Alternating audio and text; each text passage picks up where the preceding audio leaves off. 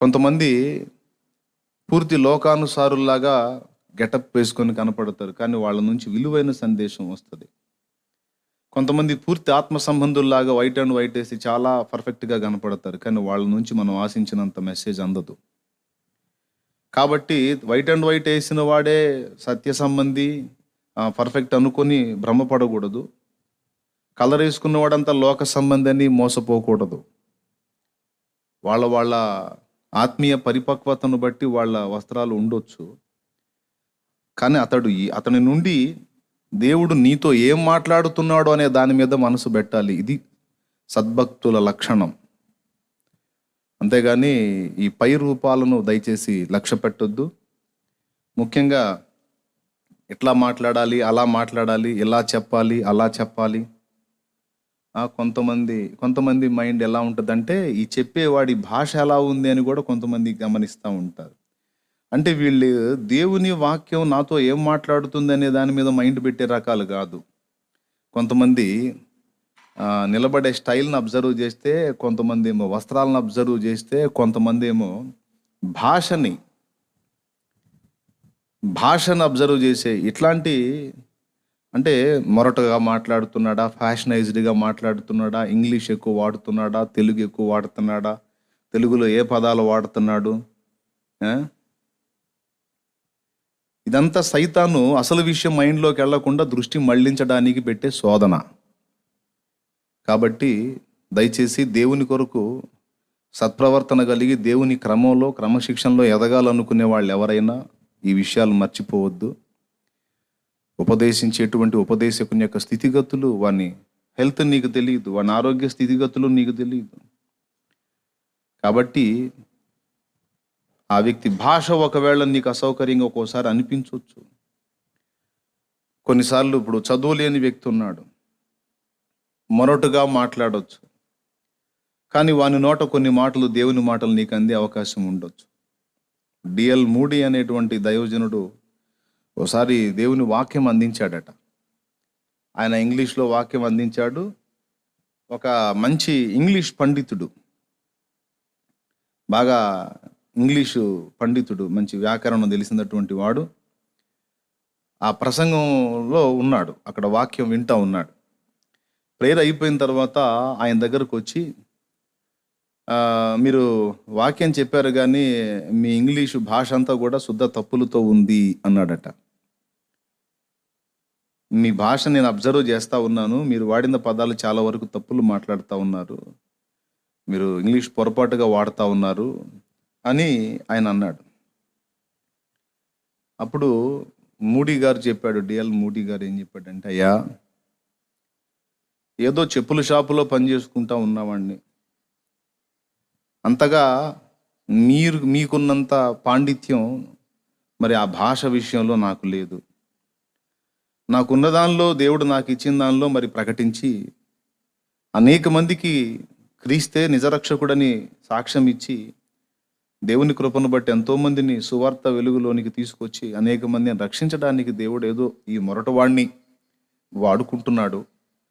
మరి మీరు ఇంగ్లీషు అద్భుతమైన భాషా కోవిదులు కదా, భాషా పండితులు కదా, మరి ఇంత చక్కని భాషా పరిజ్ఞానం కలిగిన మీరు ఎంతమందిని రక్షణలోకి నడిపించారు అయ్యగారు అని అడిగారు.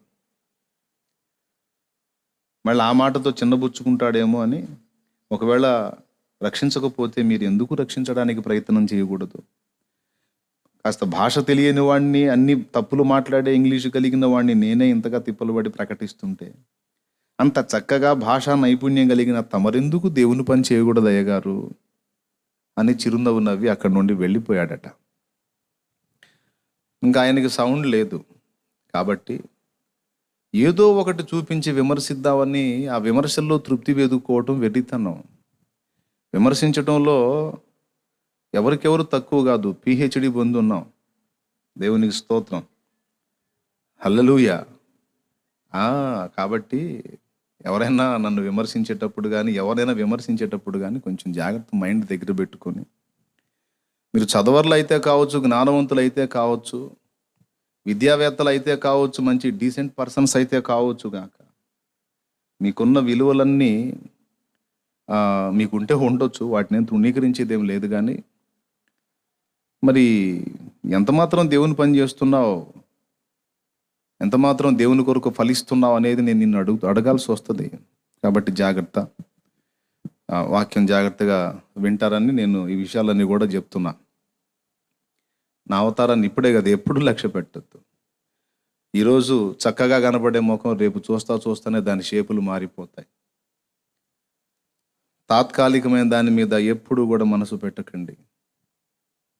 కొంతమంది వాక్యం వినాలంటే వాళ్ళకి ముఖం శుభ్రంగా కనపడాలి. ముఖం చక్కగా నీట్గా కనబడితేనే వాళ్ళు వాక్యం వింటారు. వీళ్ళు కొంపదీసి పౌలు భక్తుడు గాని వచ్చి వాక్యం ఏంట్రా అక్కడ తడవకూడదు బాడేస్తున్నారు. మరి ఎవరన్నా వెళ్ళి చూడండి అక్కడ. రైట్.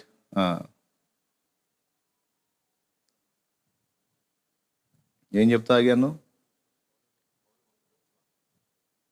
ఇప్పుడు ఈ ఆకారాలని, ముఖాలని, ఈ గెటప్పుల్ని, ఈ సెటప్పుల్ని చూసే రకాలు పొరపాటున పౌలు గారు వచ్చి వాక్యం చెప్పడానికి నిలబడితే ఒక్కడు కూడా వినడు ఈ టైప్ వాళ్ళు. ఎందుకో తెలుసా? పౌలు గారికి ఆకర్షణీయమైనటువంటి దేహదారుఢ్యం లేదు. అతడు చూపులకు వికారంగా ఉన్నాడని తన గూర్చి తానే చెప్పుకున్నాడు. అతని రూపం కరెక్ట్గా లేదు అని, అతని ప్రసంగములు కొరగానివని. ఏమండి, మరి కళ్ళకు జబ్బు ఉంది ఆయనకి. మళ్ళా బాగా టక్కు టైగట్టి సూటు బూటేసి అట్టహాస రెటమతంగా హడావుడిగా కనపడే పొజిషన్లో పౌలు కనపడడు.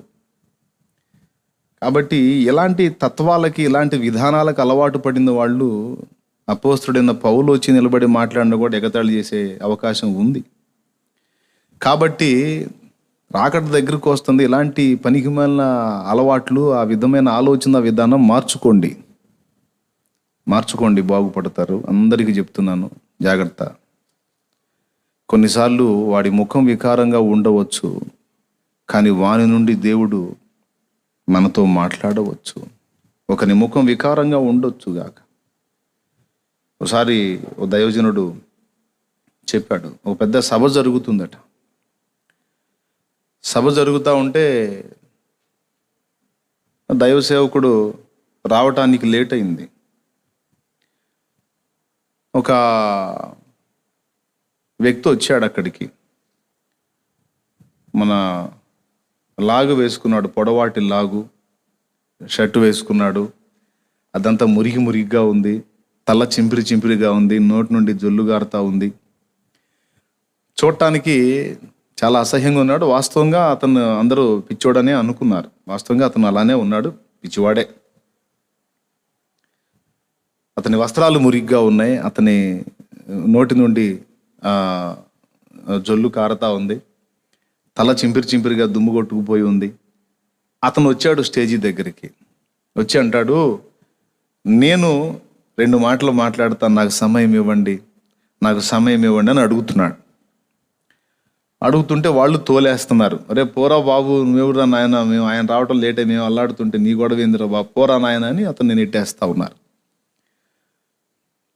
మళ్ళా వచ్చి అడుగుతున్నాడు, నేను 2 మాటలు చెప్తాను ప్రజలతో, ప్రభు గురించి 2 మాటలు చెప్తాను, నాకు సమయం ఇవ్వండి అని అడుగుతున్నాడు. 2-3 సార్లు, 4-5 సార్లు, 7-8 సార్లు అడిగాడు.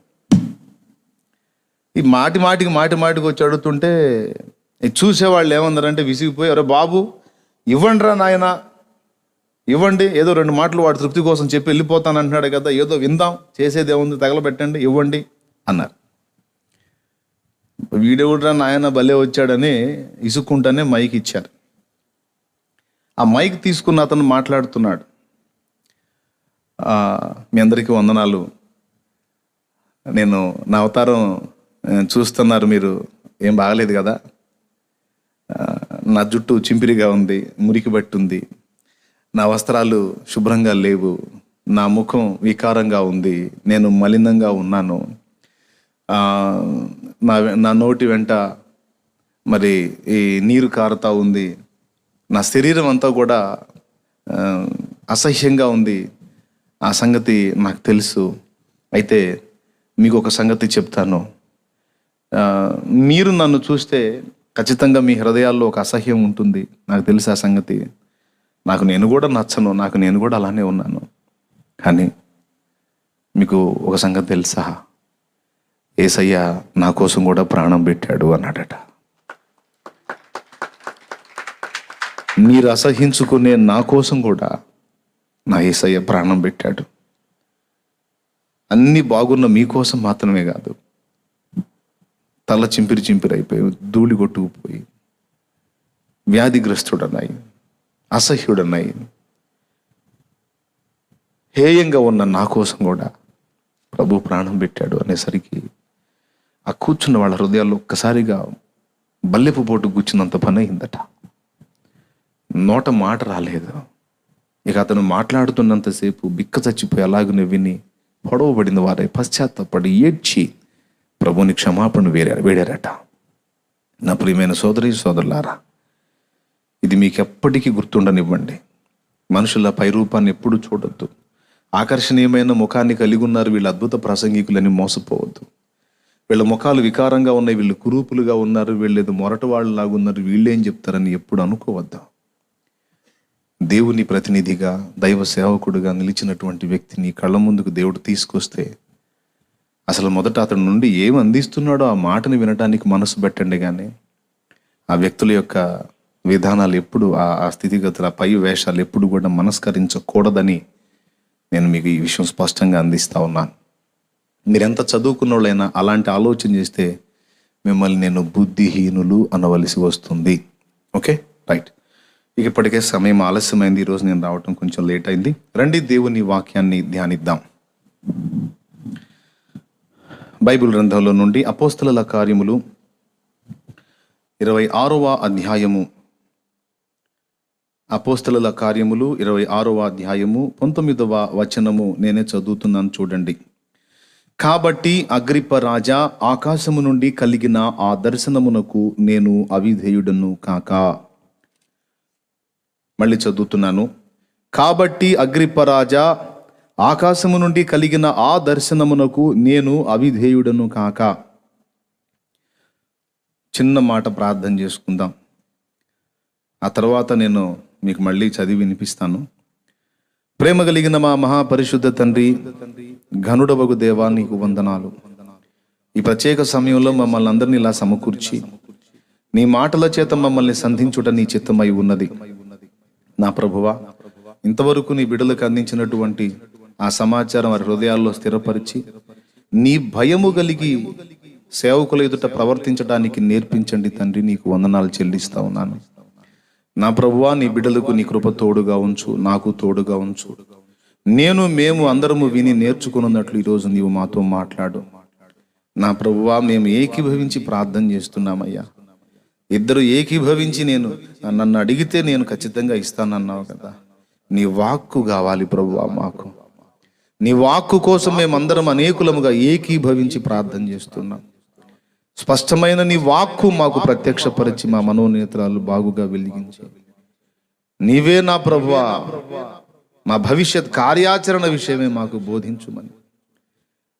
నా ప్రభువా, నీ మాట వెల్లడైతేనే మాకు వెలుగు కలుగుతుంది తండ్రి. దయచేసి కృప చూపండి, మాతో మాట్లాడండి. ఉపదేశాన్ని అడ్డగింపజూసే దురాత్మ అంధకార శక్తుల ప్రభావమును నజరేయుడైన యేసు నామములో బంధిస్తున్నా. నీ కాపుదల ఉంచి నీవే నీ సన్నిధితో ప్రత్యక్షమై మా అందరితో మాట్లాడి నీ నామానికి మహిమ తెచ్చుకోమని, మా హృదయాలను మండించి మా ఆత్మీయ జీవితాలను ఫలభరితంగా మార్చమని యేసు నామమున ప్రార్థించి విశ్వాసమును బట్టి స్వతంత్రించుకుంటున్నాం తండ్రి. ఆమేన్, ఆమేన్. ప్రభునందు అదే చెప్పింది ప్రభునందు ప్రియులారా.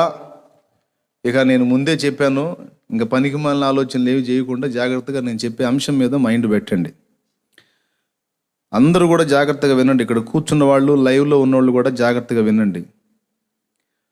మనం చదువుకున్న ఈ వాక్య భాగంలో అపోస్తలుడైన పౌలు భక్తుడు ఆకాశము నుండి తనకు ఒక దర్శనము కలిగింది, కలిగిన ఆ దర్శనానికి నేను అవిధేయుడను కాలేదు అని మాట్లాడాడు. దర్శనానికి అవిధేయుడు కావటం ఏమిటి? దర్శనానికి విధేయత చూపటం ఏమిటి? ప్రశ్న. దర్శనము రెండు రకాలు, మీరు గమనించాలి. దర్శనము రెండు రకాలు. ఒకటి, దేవుడు తనను తాను ప్రత్యక్షపరచుకొనుట, దేవ దర్శనం. ఇది యెషయా గ్రంథము 6వ అధ్యాయంలో అత్యున్నత సింహాసనమందు ఆసీనుడైన ప్రభువుని యెషయా చూశాడు, దేవుని దర్శనం పొందాడు. ఇది ఒకటి. ఇందులోనే దేవుడు భవిష్యత్తులో జరగబోతున్నటువంటి సంగతుల విషయమై తన భక్తులకు దర్శనములో స్పష్టపరచటం. ఉదాహరణకి దానియేలు విషయం మనం కానీ తీసుకోగలిగితే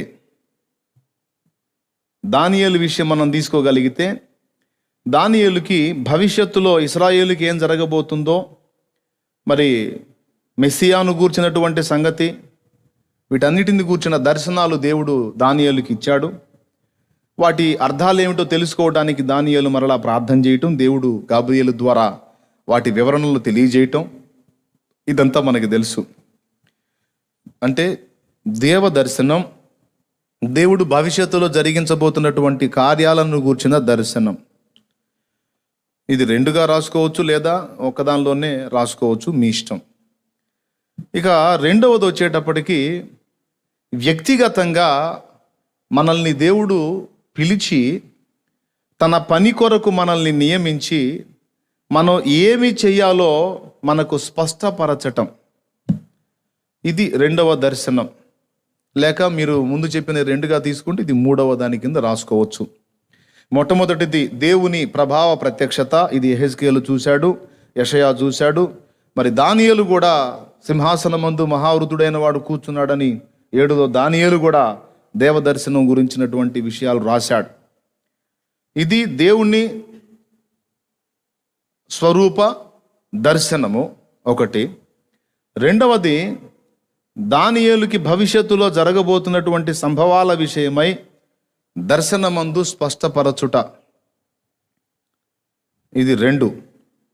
మూడవది, దేవుడు దర్శనమిచ్చి తాను ఆ వ్యక్తికి, ఎవరికైతే దర్శనం ఇచ్చాడో ఆ వ్యక్తి పట్ల ఏ ప్రణాళిక కలిగి ఉన్నాడో ఆ ప్రణాళికను ఆ వ్యక్తికి స్పష్టపరచటం, ఇది 3వ రకం.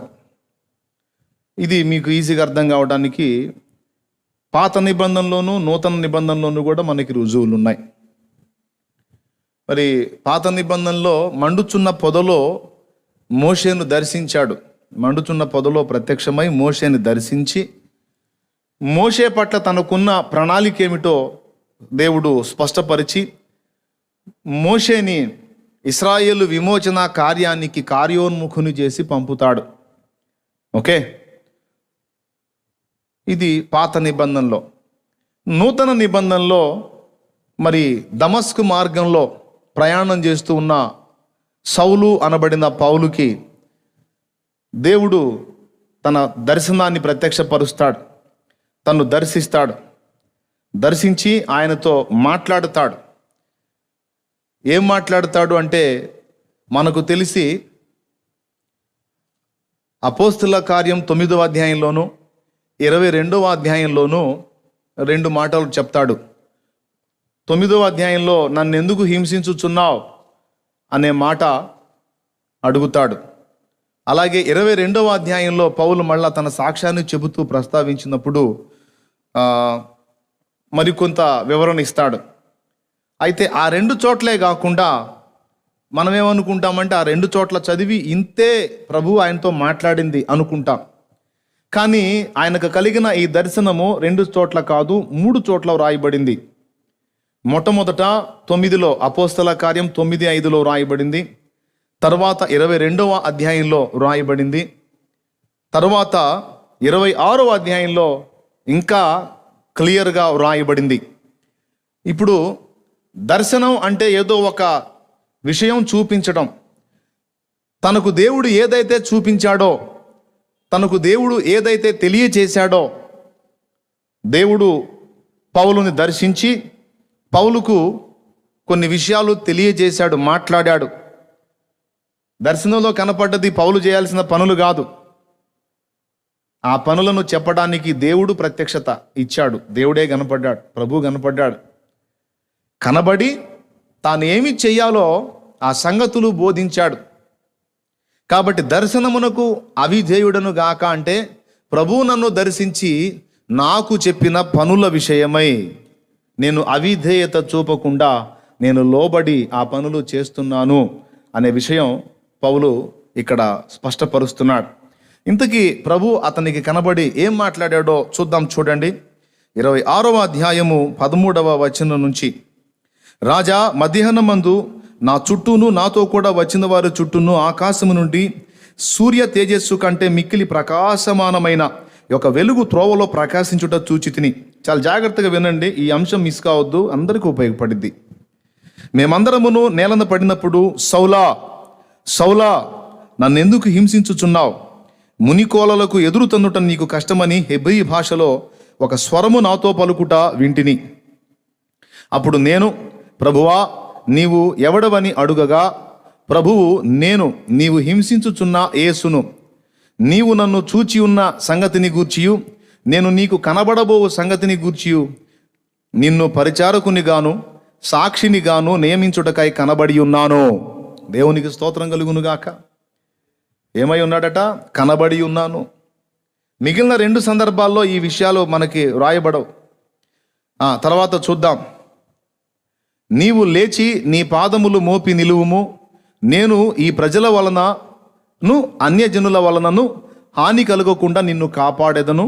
వారు చీకటిలో నుండి వెలుగులోనికి, సాతాను అధికారము నుండి దేవుని వైపుకును తిరిగి నా యందలి విశ్వాసము చేత పాపక్షమాపణను పరిశుద్ధపరచబడిన వారిలో స్వాస్థ్యమును పొందునట్లు వారి కన్నులు తెరుచుటకై నేను నిన్ను వారి యొద్దకు పంపెదనని చెప్పాను.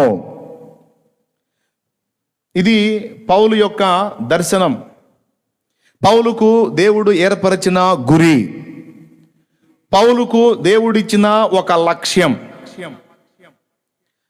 ఈ మాట నేను ఎందుకు మీకు చదివి వినిపించాను అంటే, యేసు ప్రభునందు విశ్వాసం ఉంచి రక్షణ పొంది దేవుని మార్గంలో ప్రయాణం చేసి నిజంగా దేవుణ్ణి ఒకడు కలుసుకున్నట్లయితే ఖచ్చితంగా ఆ వ్యక్తికి దేవుడు ఆ వ్యక్తి పట్ల తనకి ఏ చిత్తం ఉన్నదో దాన్ని ఖచ్చితంగా స్పష్టపరుస్తాడు. అయ్యగారు, షాలేమురాజు అయ్యగారు, నన్ను దేవుడు దర్శించాడండి, మారు మనసు పొందు, బాప్తిస్మం పొందు, ఇక ప్రశాంతంగా బ్రతుకున్నాయనా, ఇక నువ్వేం చేయాల్సిన అవసరం లేదు అని నాకు దేవుడు చెప్పాడు అని ఎవరైనా అంటే దాన్ని నేను ఒప్పుకోను. ఎందుకు ఒప్పుకోవు అని మీరు నన్ను అడిగితే, నిజంగా ఆ మాట ఒకవేళ పొరపాటును నువ్వు నాకు కానీ చెబితే నేను ఒకటి అంటాను, ఏంటంటే అసలు నువ్వు ఇంకా దేవుణ్ణి కలుసుకోలేదు, దేవుడు నిన్ను సరిగా కలుసుకోలేదు అని నేను చెప్తాను. ఎందుకంటే నిజంగా ఒకడు మారు మనసు పొంది రక్షణ పొంది దేవునికి సమీపస్తుడుగా నడుచుకోవటం మొదలు పెడితే, దేవుణ్ణి కలుసుకుంటే ఖచ్చితంగా ఆ వ్యక్తికి దేవుడు తన దర్శనాన్ని ఇచ్చి ఆ వ్యక్తి పట్ల తన చిత్తం ఏమిటో ఖచ్చితంగా స్పష్టపరుస్తాడు. యేసు ప్రభునందు విశ్వాసం ఉంచి ఆయన మార్గంలో నడుస్తున్న ప్రతి ఒక్కరికి దర్శనము కలిగిన జీవితం ఉండాలి. ఇది పాఠంలోని మొదటి సంగతి. దర్శనము లేని బ్రతుకు మనం బ్రతకకూడదు, అది అసలు బ్రతుకే కాదు. ఒక దర్శనము, ఒక గురి, ఒక లక్ష్యము ఖచ్చితంగా మనకి ఇవ్వబడింది. ప్రిలారా, నాకు అది ఇవ్వబడలేదు అంటే నేను అంటాను, నువ్వు దేవుణ్ణి కలుసుకోలేదు. ఒకవేళ దేవుడు నిన్ను దర్శించినా నువ్వు అది పట్టించుకోలేదు, నువ్వు దానికి అవిధేయత చూపావు అని నేను అనాల్సి వచ్చింది నిన్ను. ఎందుకంటే కొంతమంది దేవుడు వారికి కొంత దర్శనం ఇచ్చినా, కొంత పని చేయడానికి వాళ్ళకి భారం ఇచ్చినా, గురి ఇచ్చినా, లక్ష్యం ఇచ్చినా, వాళ్ళు అవిధేయులైన వాళ్ళు కొంతమంది ఉన్నారు. కాబట్టే పౌలు ఈ మాట అన్నాడు. కొంతమంది అట్లా అవిధేయులైపోయారు, కానీ దేవుడు నాకు ఇచ్చిన దర్శనమునకు నేను అవిధేయుడను కాలేదు. దేవునికి స్తోత్రం కలుగును గాక. నేను అవిధేయుడను కాక అన్నాడు అంటే కొంతమంది అవిధేయులు అయిన వాళ్ళు ఉన్నారు. దేవుడు తన పని కొరకు వాళ్ళని పిలిచాడు, వాళ్ళకు కొంత సామర్థ్యం ఇచ్చాడు, వాళ్ళ విషయంలో కొంత బాధ్యత వాళ్ళ భుజాల మీద దేవుడు మోపాడు. కొందరైతే అసలు దాన్ని పట్టించుకోలేదు, కొందరైతే వారికి వచ్చిన దేవుని దర్శనాన్ని నిర్లక్ష్యం చేశారు, కొంతమంది అయితే కొంతవరకు చేసి మళ్ళా వెనక్కి తిరిగారు. కొందరేమో అసలు పట్టించుకోలేదు, కొందరేమో నిర్లక్ష్యపరిచారు తెలిసి కూడా, కొందరేమో కొంత చేసి మళ్ళా వెనక్కి వెళ్ళిపోయినటువంటి చరిత్రలోకి ఉన్నారు. ఈ ముగ్గురు కూడా అవిధేయుల లెక్కలోకి వస్తారు. కానీ పౌలు మహనీయుడు అన్నాడు, దేవుడు నాకు ఇచ్చినటువంటి ఆ దర్శనమునకు, ఆ దర్శనములో కనబడి ఆయన నాకు ఆజ్ఞాపించిన సంగతులకు నేను అవిధేయుడను కాలేదు, వెంటనే కార్యాచరణ మొదలు పెట్టానన్నాడు. ప్రభువుకు స్తోత్రం చెప్దాం ఒకసారి గట్టిగా. ప్రతి భక్తునికి ఖచ్చితంగా ఒక దర్శనము దేవుడు ఇస్తాడు ప్రియులారా. దర్శనము లేని జీవితం ఎవరికి ఉంటుందో వాళ్ళు సరిగా దేవుణ్ణి కలుసుకోలేదని నా అభిప్రాయం. నిజంగా దేవుణ్ణి ఖచ్చితంగా కలుసుకున్నట్లయితే ఏదో ఒక విషయంలో వాళ్ళకి భారం పెడతాడు దేవుడు. అందరినీ పాస్టర్లు అయిపోమని కాదు, ఒక్కొక్కళ్ళని ఒక్కొక్క విధంగా తన పిల్లల రక్షణ కొరకు, తన మహిమ కొరకు వాడుకొనుట ప్రభు చిత్తమై ఉన్నది. దేవా, నన్ను పిలిచావు, మారు మనసుకు నన్ను ప్రేరేపించావు, పాపక్షమాపణ నిమిత్తమై బాప్తిస్మం ఇచ్చి నా పాపాలన్నీ కడిగేశావు. ప్రభువా, నేను పరిశుద్ధపరచబడ్డాను, మరిక నేను నీకు ఏ విధంగా ఉపయోగపడగలుగుతాను తండ్రి? ఇంతవరకేనా, లేకపోతే ఇంకా నేనేమైనా చెయ్యాలా అనే ప్రశ్న తప్పకుండా నువ్వు అడుగుతావు. అడిగినప్పుడు ఇంక నువ్వేం చేసే పని లేదు అని దేవుడు అనడు. ఎందుకంటే మనకు కొన్ని బాధ్యతలు ఆయన అప్పచెప్పాడు. అయ్యా, మరి ఇంకా నేను నీ కొరకు ఏమి చేయాలన్న ప్రశ్న వేశావు కదా, నువ్వు ఏదైనా చేయాలి అంటే మొట్టమొదట నా పరిశుద్ధాత్మ అభిషేకం కొరకు ముందు ప్రార్థన చేయి, పైనుండి శక్తి కొరకు ప్రార్థన చేయి. ఆ శక్తి పొందుకో, నేను నీకు స్పష్టపరుస్తా, నేను నిన్ను నన్ను వాడుకోమని అడిగావు కదా, వాడుకుంటాను నాయన. దానికి ముందు ఇదిగో పైనుండి శక్తి పంపుతాను, పొందుకో అని పరిశుద్ధాత్మతో నింపుతాడు. ఆ శక్తితో నింపి, బాగా గమనించాలి, ఆ శక్తితో నింపి అప్పుడు ఆయన పని కొరకు మనల్ని, ఎవరెవరిని దేని కొరకు నియమించాడో ఆ పని కొరకు ఇక మనల్ని ముందుకు తీసుకెళ్ళడానికి దేవుడు ఆసక్తి చూపుతాడు.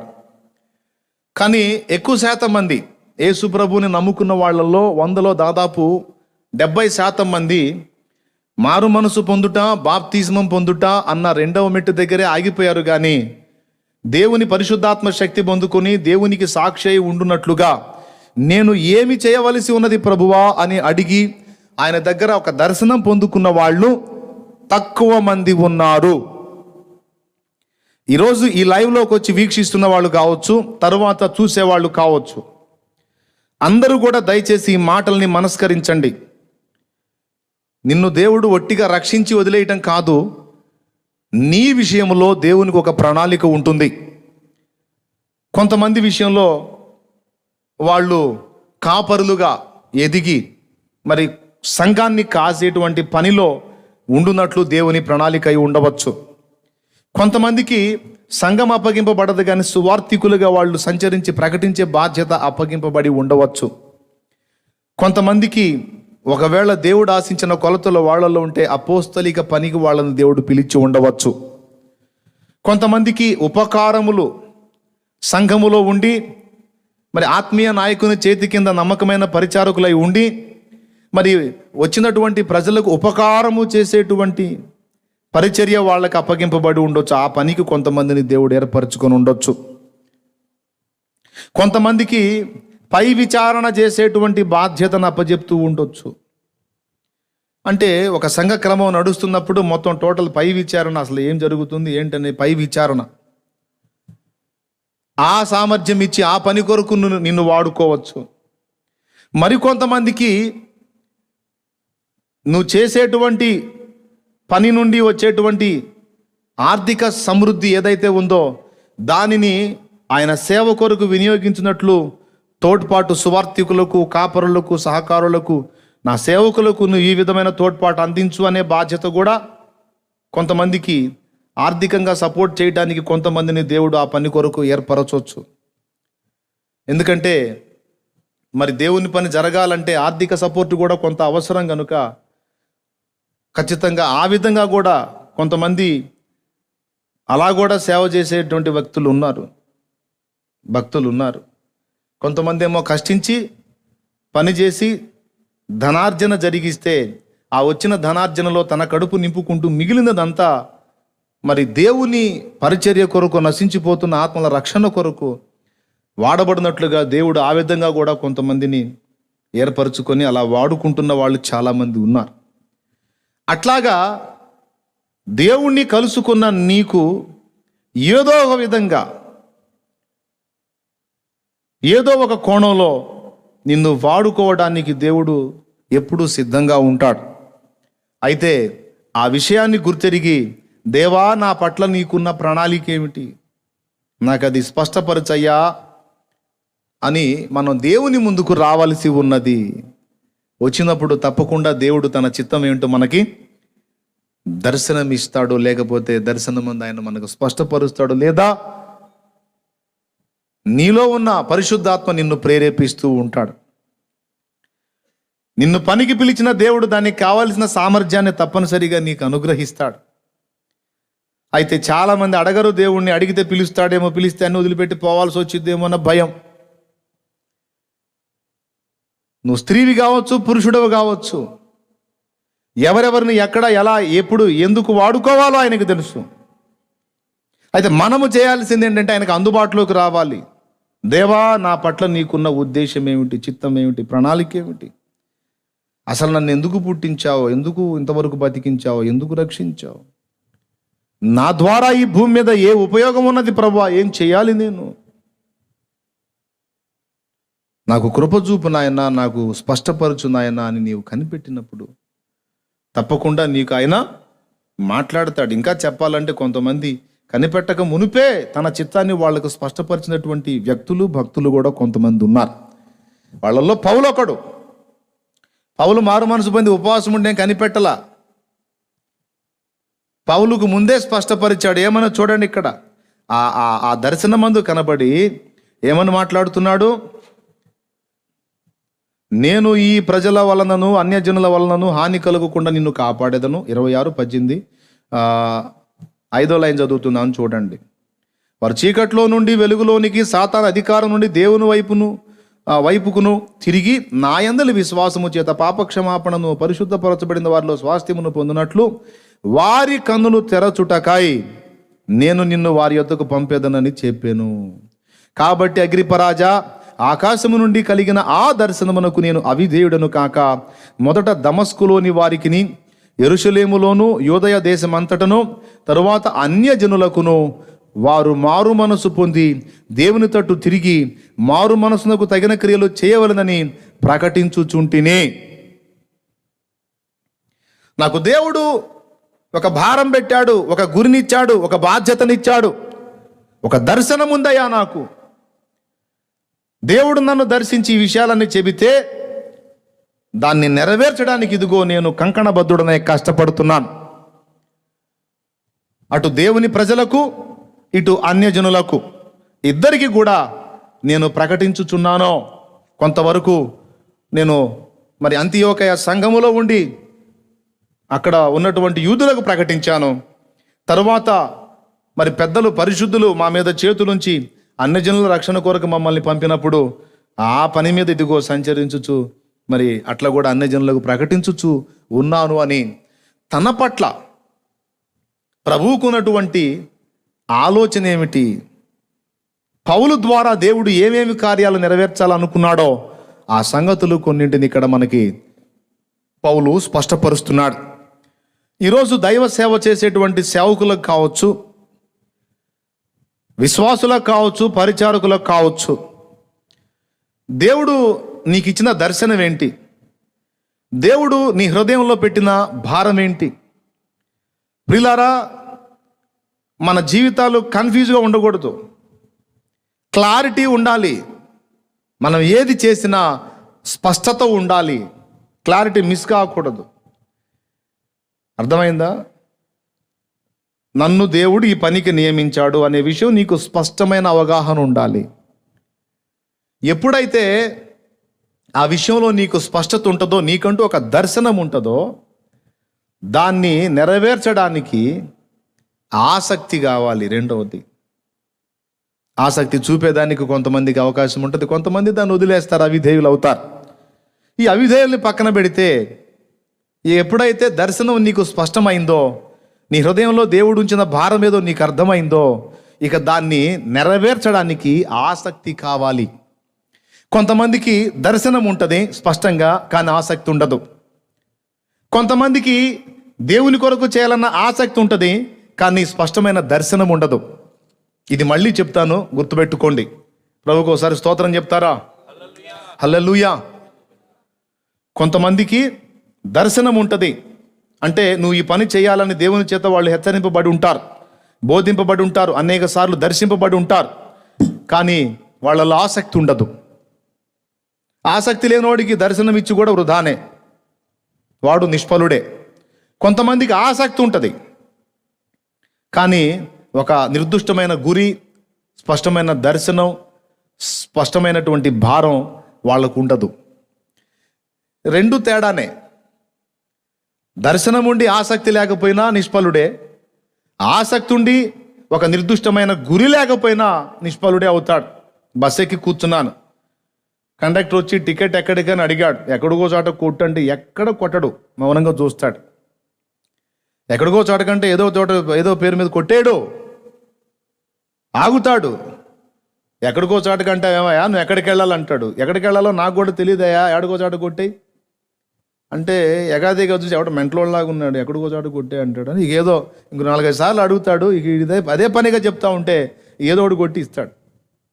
అంటే కొట్టేవాడికి స్పష్టత లేదు, టికెట్ కొట్టేవాడికి స్పష్టత లేదు, కూర్చున్నోడికి కూడా స్పష్టత లేదు, కానీ ప్రయాణం చేయాలని ఆసక్తి ఉంది. ఎక్కడికి వెళ్ళాలి, ఎందుకు వెళ్ళాలి, అక్కడికి వెళితే వచ్చే ప్రయోజనం ఏంటి, దానివల్ల అనుకునే మేలేమిటి అనేది విషయాలు స్పష్టత లేనప్పుడు మరి వానికి ఎంత ఆసక్తి ఉండి ప్రయాణం చేస్తే మాత్రం ఏమి లాభం? ఇది ఎలాంటిదంటే, ఒక అయ్యగారి దగ్గర తెలివి తక్కువ వాడు ఒకడు పనివాడు ఉన్నాడట. ఒరే, రేపు పిలిచి రేపు ప్రొద్దున్నే పెందలకడనే లేచి నువ్వు ఒంగోలు వెళ్ళి రావాలిరా అన్నాడట అయ్యగారు. సరేనండి అన్నాడు. అయ్యగారు తెల్లవారు లేచి చూస్తే లేడు. మొత్తం మీద మరుసటి రోజు సాయంత్రానికి వచ్చాడు. ఏమిట్రా యాడికి పోయావు అన్నాడు. మీరేగా అయ్యగారు రేపు తెల్లవారుజామున బయలుదేరి ఒంగోలు వెళ్ళి రావాలిరా నువ్వు అన్నావు, పోయాను వచ్చాను అన్నాడు. వాడిని ఏమందాం మనం? నువ్వు వెళ్ళాలి అన్నాడు. ఆయన ఏమనుకున్నాడు, ఏ పని మీద సార్ అని అడుగుతాడు అనుకున్నాడు. అడగలేదంటే రేపు వెళ్ళేటప్పుడన్నా అడుగుతాడులే అనుకున్నాడు. వీడు అడగలేదు, పాడలేదు, వెళ్ళి రావాలరా అనేసరికి పోయాడు, వచ్చాడు. అది వెర్రితనం అవుతుంది. అంటే ఎందుకు వెళ్ళాడో ఎందుకు వచ్చాడో తెలియదు. అలా ఉండకూడదు. ఆసక్తి ఎంత ముఖ్యమో, ఆసక్తి కలిగిన నీకు ఒక స్పష్టమైన దర్శనం కూడా అంతే ముఖ్యం. దేవునికి స్తోత్రం చెప్పు గట్టిగా, హల్లెలూయా. దర్శనం ఉన్న వ్యక్తికి ఆసక్తి చాలా ముఖ్యం. రెండు కలిసి ఉండాలి. ఒక స్పష్టమైనటువంటి గురి ఉండాలి. దేవా, నేను ఏం చేయాలి నీ పని అని దేవుని ముందు కనిపెట్టుకున్నప్పుడు దేవుడు నీకు స్పష్టపరిస్తే ఎందులో నీకు సామర్థ్యం ఇస్తాడో నువ్వు దాన్ని గుర్తుపట్టాలి. ఏ విషయంలో నీకు భారం పెట్టాడో గుర్తుపట్టాలి. గుర్తుపట్టి ఇక అది నెరవేర్చడానికి ఆసక్తిని ప్రదర్శించాలి. ఆ ఆసక్తి నీలో త్యాగాన్ని తీసుకొస్తుంది. దేవునికి మహిమ. 3 సంగతులు గుర్తుపెట్టుకోండి. మొట్టమొదటిది ఒక నిర్దిష్టమైన గురి, లేకపోతే స్పష్టమైన గురి లేక దర్శనం ఒకటి. రెండవది దాన్ని నెరవేర్చడానికి కావలసిన ఆసక్తి. మూడవది త్యాగం. పౌలును పిలిచాడు. పిలిచినదేందో పౌలుకు స్పష్టంగా తెలుసు. కాబట్టి దాన్ని నెరవేర్చే దిశగా ఆసక్తి కనపరిచాడు, త్యాగాన్ని కూడా కనపరిచాడు. ఆ ఆసక్తి ఎన్ని త్యాగాలో చేసేటట్టు చేసింది పౌలుని. 2 కొరింథీ పత్రిక 11వ అధ్యాయము 22-23 వచనాల నుంచి మనం చదివితే చాలా స్పష్టంగా ఆయన పడ్డ బాధలన్నీ కూడా అక్కడ వ్రాయబడి ఉన్నాయి. 2 కొరింథీ పత్రిక 11వ అధ్యాయము 23వ వచనం నుంచి, వారు హెబ్రీయుల, నేనును హెబ్రీయుడనే, వారు ఇశ్రాయేలీయుల, నేనును ఇశ్రాయేలుడనే, వారు అబ్రహాము సంతానమా, నేనును అట్టివాడనే, వారు క్రీస్తు పరిచారకుల, వెర్రివాని వలె మాట్లాడుచున్నాను. నేనును మరి ఎక్కువగా క్రీస్తు పరిచారకుడును, మరి విశేషముగా ప్రయాసపడితిని, మరి అనేక పర్యాయములు చెరసాలలో ఉంటిని, అపరిమితముగా దెబ్బలు తింటిని, అనేక మారులు ప్రాణాపాయములలో ఉంటిని. దేవుని చిత్తము, దేవుని సంకల్పము, దేవుడిచ్చిన దర్శనము నెరవేర్చడం కోసము ఆయన కలిగి ఉన్న ఆసక్తి ఫలితంగా వచ్చినటువంటి త్యాగం. చూడండి, ఇంకా చదువు. యూదుల చేత 5 మార్లు 1 తక్కువ 40 దెబ్బలు తింటిని. చూడండి, ఆయన దర్శన నెరవేర్పు కోసం 3 మారు బెత్తములతో కొట్టబడి తిని, ఒకసారి రాళ్లతో కొట్టబడి తిని, 3 మారు ఓడ పగిలి శ్రమ పడి తిని, ఒక రాత్రింబగళ్ళు సముద్రములో గడిపి తిని, అనేక పర్యాయములు ప్రయాణములలోను, నదుల వలనైన ఆపదలలోను, దొంగల వలనైన ఆపదలలోను, నా స్వజనుల వలనైన ఆపదలలోను, అన్యజనుల వలనైన ఆపదలలోను, పట్టణములో ఆపదలోను. చూడండి చూడండి చూడండి, ఆపదలు ఆపదలు, అరణ్యములో ఆపదల్లోను, సముద్రములో ఆపదల్లోను, కపట సహోదరుల వలన ఆపదల్లోను ఉంటిని. ప్రయాసతోను కష్టములతోను, తరచుగా జాగరణములతోను, ఆకలి దప్పులతోను, తరచుగా ఉపవాసములతోను, చలితోను, దిగంబరత్వముతోను ఉంటిని. ఇంకను చెప్పవలసినవి అనేకములు ఉన్నాయి. కొన్నేనంట, అవి అన్ని చెప్పి కొన్నేనంట, ఇంకా చెప్పాల్సినవి చాలా ఉన్నాయి అన్నాడు. అంటే ఇంత త్యాగం, ఇంత దారుణమైన ప్రయాస దేన్ని బట్టి? అది పౌలుకున్న ఆసక్తి. ఆ ఆసక్తి గురిలేనిదిగా ఉందా?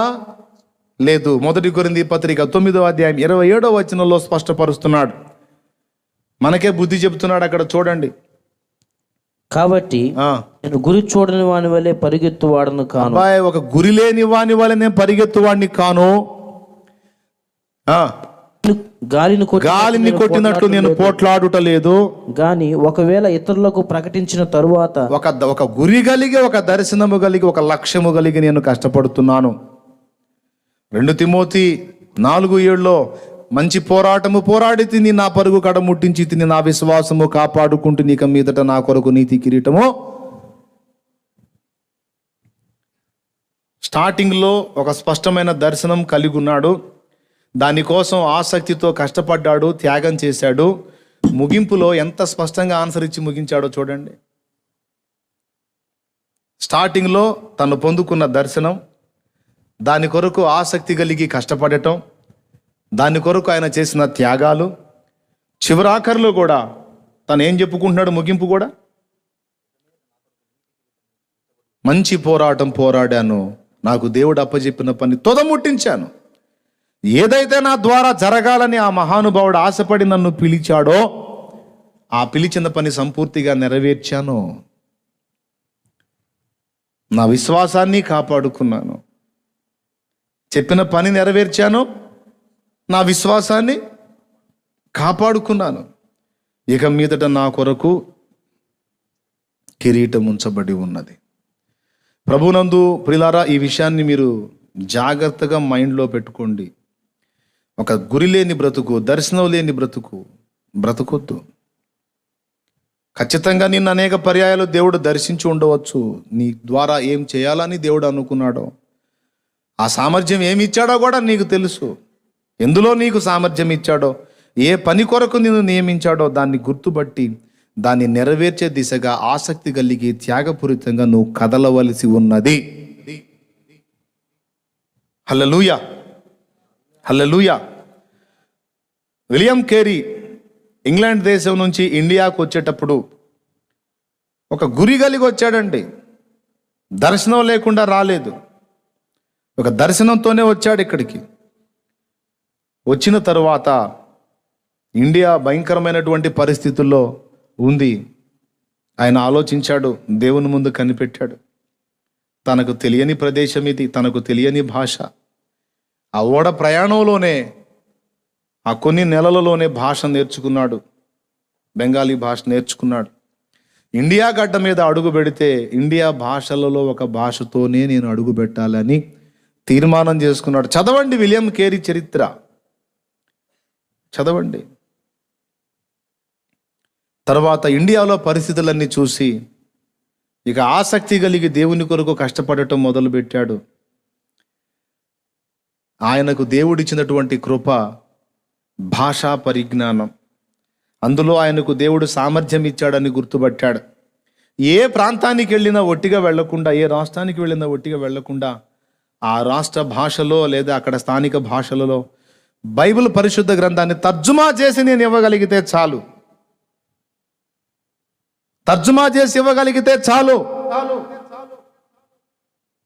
ఆ పరిశుద్ధ గ్రంథము, ఆ గ్రంథంలో జీవవాక్కు అనేక మందిని సంధిస్తుందని ఆ విషయమై దీక్షభూని దాదాపు 40 రకముల భాషలలో బైబిల్ తర్జుమా చేయటానికి నడుం కట్టాడు. ఆయా భాషా పరిజ్ఞానం కలిగినటువంటి వ్యక్తులతో కలుసుకొని వాళ్ళ కోసం కష్టపడి వాళ్ళని సమకూర్చి వాళ్ళతో ఆయన కూడా మాట్లాడి స్థానిక భాషల్లోనికి క్రొత్త నిబంధన, పాత నిబంధన మొత్తం కలిపి దాదాపు 40 భాషలు అని చెప్తారు, కొంచెం అటు ఇటుగా. అన్ని భాషల్లో నీకు పరిశుద్ధ గ్రంథాన్ని తర్జుమా చేసి అప్పచెప్పాడు ఇండియాలో. ప్రిలారా, ఎందుకు వచ్చావు బాబు విలియం కేరీ, నీ దర్శనం ఏంటి అంటే ఆయన గట్టిగా చెప్పగలుగుతాడు, భారతదేశ భాషల్లో పరిశుద్ధ గ్రంథాన్ని తర్జుమా చేసి ఇచ్చుట నాకు దేవుడిచ్చిన భారము, నా హృదయంలో పెట్టిన భారం, నాకు ఇచ్చిన సామర్థ్యం. నీకేం ఇవ్వబడిందో కూడా గుర్తుపెట్టుకోవాలి. నీకే పని నియమించాడో అందులోనే నీకు సామర్థ్యం ఇచ్చుంటాడు. నువ్వు ఆ పనికి పూనుకున్నప్పుడు మాత్రమే సఫలత పొందగలుగుతావు. మళ్ళీ ఇంకొక దానికి పోయావు అనుకో, అందరూ పోతున్నారని, నీ వల్ల కాదు. ఎందుకంటే శరీరంలో అన్ని అవయవాలే, బాగా గమనించాలి, కానీ అన్ని అవయవాలకు ఒకటే పని లేదు. అలాగని అన్ని అవయవాలు ఒకే పని చేస్తానని కూర్చుంటే టోటల్ వ్యవస్థే బ్రేక్ అయిపోతుంది.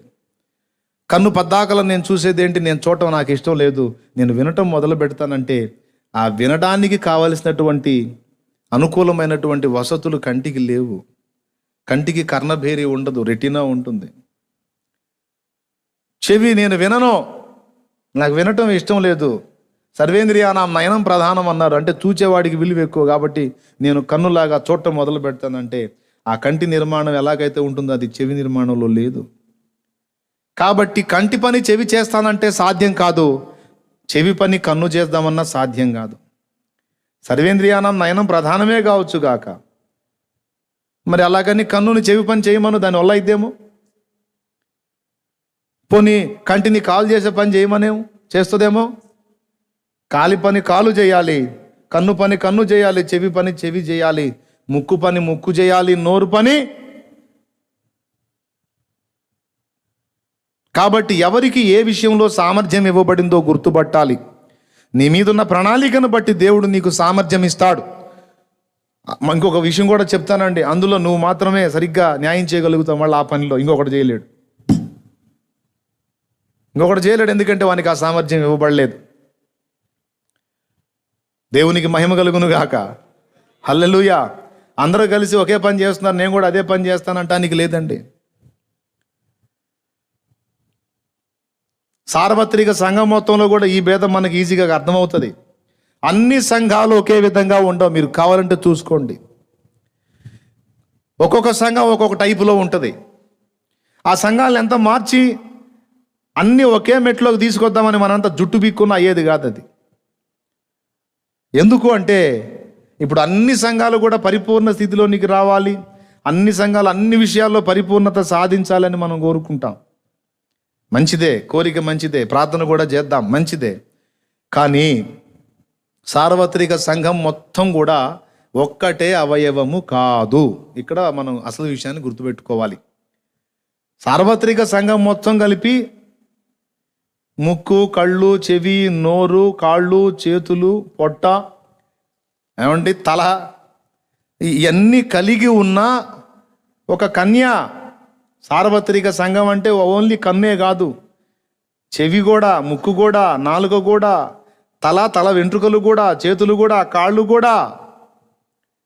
కాబట్టి సార్వత్రిక సంఘం అంటే ప్రపంచవ్యాప్తంగా ఉన్న క్రైస్తవ సంఘంలో కొన్ని సంఘాల్లో చెవు తయారవుతుంది, కొన్ని సంఘాల్లో ముక్కు తయారవుతుంది, కొన్ని సంఘాల్లో కళ్ళు తయారవుతున్నాయి, కొన్ని సంఘాల్లో లోపల ఉండేటువంటి ప్రధాన అవయవాలు మెదడు కావచ్చు, గుండె కావచ్చు, ఊపిరితిత్తులు కావచ్చు, కిడ్నీలు కావచ్చు, పైకి కనబడే అవయవాలు ఎంత ప్రాముఖ్యమో లోపల ఉండేటువంటి అవయవాలు ఇంకా ముఖ్యమైనవి. గుండె ఉంది, అది ఆగిపోయిందంటే కన్ను ఒకటి పోయినా ఇబ్బంది లేదు, 2 పోయినా ఇబ్బంది లేదు, చేతులు 2 పోయినా ఇబ్బంది లేదు, కాళ్ళు 2 పోయినా ఇబ్బంది లేదు. బయట కనపడే అవయవాలు ఒకవేళ కొన్ని మిస్ అయినా ఇబ్బంది లేదు, కానీ లోపల ఉండే మెదడు గుండె మాత్రం.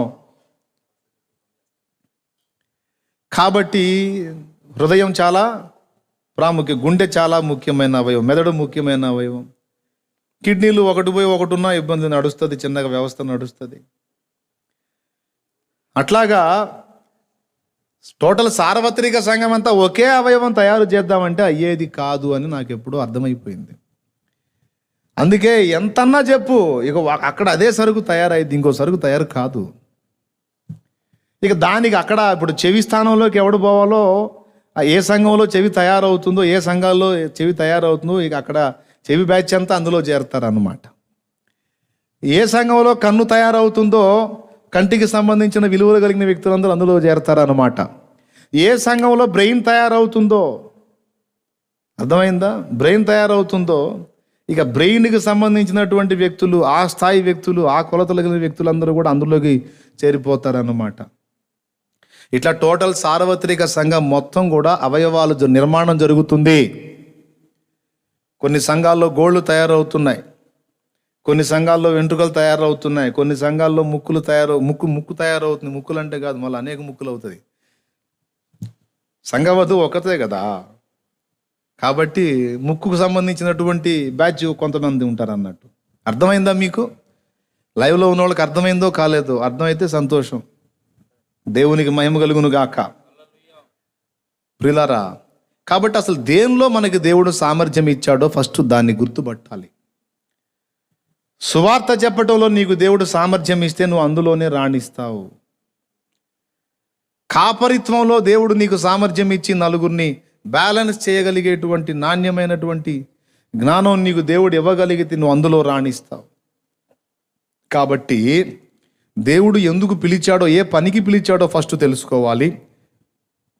పనికి పిలిస్తే దానికి సంబంధించిన సామర్థ్యం కూడా దేవుడు అనుగ్రహిస్తాడు. ఇంకా అదనపు శక్తి కూడా నువ్వు కోరవచ్చు దేవుని దగ్గర నుండి. ఆత్మ సంబంధమైన వరములను ఆసక్తితో అపేక్షించండి, మరి ముఖ్యముగా ప్రవచన వరమును అపేక్షించండి అన్నాడు కదా.